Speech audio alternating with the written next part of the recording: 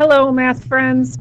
I was just thinking about how everybody needs to simplify their life. Don't you think? We should just make things simpler. That's what we're going to do today because guess what? Math sometimes needs to simplify its life as well. So we're going to work on that with learning how to simplify expressions using the distributive property.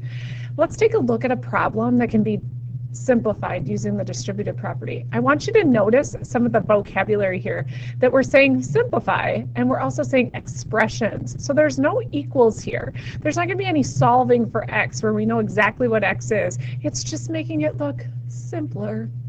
So in order to do that, we have 3 times the quantity x minus 7. I have to distribute my 3 to all things inside of the parentheses. So if I do that, I'm going to do 3 times my x and 3 times my 7. When I do 3 times x is just going to give me 3x. It's that simple. Minus 3 times 7, which is 21.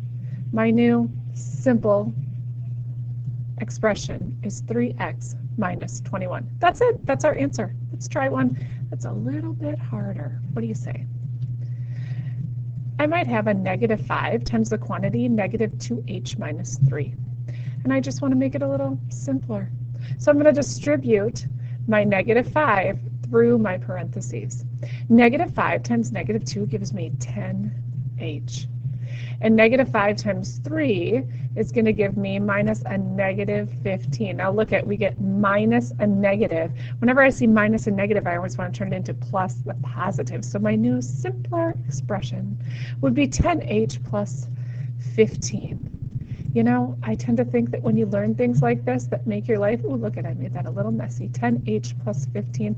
When you learn things that just make your life a little simpler, I just think it starts to make your life just sparkle a little bit. Don't you think? Just sparkle it up.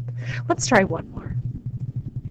I might have 1/4 times the quantity 4y minus 8. Ooh, it's a fraction out in front, which seems a little scary and something I definitely would like to simplify. But fractions are my friend, so I'm just going to distribute that 1/4 right through. So I do 1/4 times 4 and 1/4 times 8. Well, 1/4 of 4 is going to give me 1y, and 1/4 of 8 is 2. So my new simplified expression is y minus 2 because 1 times y is just plain old y. Look at how simple it is. Oh, just beautiful. Just makes you sparkle it up. Pretty good stuff. Let's do one more. I could talk about it with any number. A times the quantity b plus c. The a, the b, and the c could be anything, and this beautiful simplification always works. I can distribute my a through, and I would get a times b plus a times c.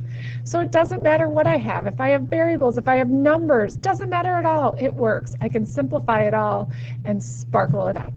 Thanks so much. Have a great day.